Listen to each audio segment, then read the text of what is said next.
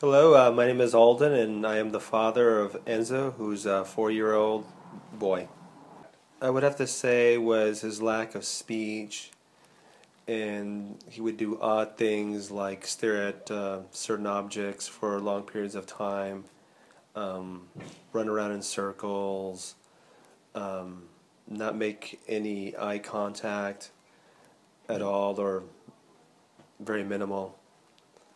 That's pretty much what set us off, and as time went by, because his speech did not improve any, then we started asking a lot of questions to just about anybody who would listen. At that point, I asked my brother Robert, who happens to have a kid who is autistic, or was, and he told me about the MAPS program. But obviously, when I saw his kid and the improvements, how he was able to get along with other kids and play and be as normal as can be, I thought, hey, if this program works, this is living proof. So that's why I joined up. At first, I was a bit skeptical because I thought it just didn't make logical sense. And it wasn't until we saw some of the improvements that I thought, well, this is the right path. Like anything else, when people tell you that certain things work, you take it as somebody's trying to sell you oil skin and whatnot, but you just have to give it time, and that's pretty much what I did. I think at the beginning, as soon as we saw the advancements, then we were set that this is the right path to take. I would say was one time that he said "mom" really clearly. Prior to that, it was just like mumbling and kind of like lower turn yelling. I don't remember exactly what was happening that day. I just remember when he said it, that it blew us away because, like I said, he was nonverbal. I would say a day or two later, he started saying "dad." So, and from that point on, his vocabulary started growing. His vocabulary just blew up. It's a new word every other day. But at first, it's very minimal and it's very gradual. But when you have a kid who's nonverbal, nothing, mom and dad means a lot. I never had that situation like a lot of other parents might have, where they tried a lot of different things and false expectations and whatnot. For me, we didn't go through that.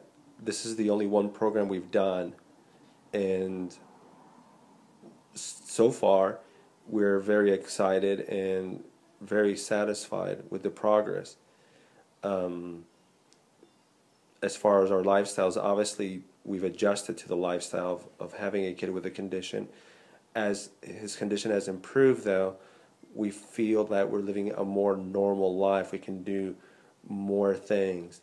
It hasn't gone to the point of what I would consider normality yet, but I feel that we're headed towards that direction and we're not too far from it. I would say my favorite game or games, it depends. I mean, the ones that he tends to like and they're not too much of a struggle.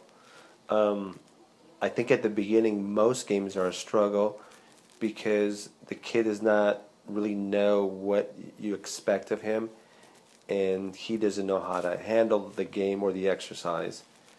So I would have to say the water games, the alternating cold and warm water, and the balance beams are some of my favorites. And because I was able to adjust a certain way where it was more of a game than an actual exercise. It's a very gradual type of therapy. It's not a night and day thing. And because you see your child every day, a lot of times you're not completely aware of the advances he might have.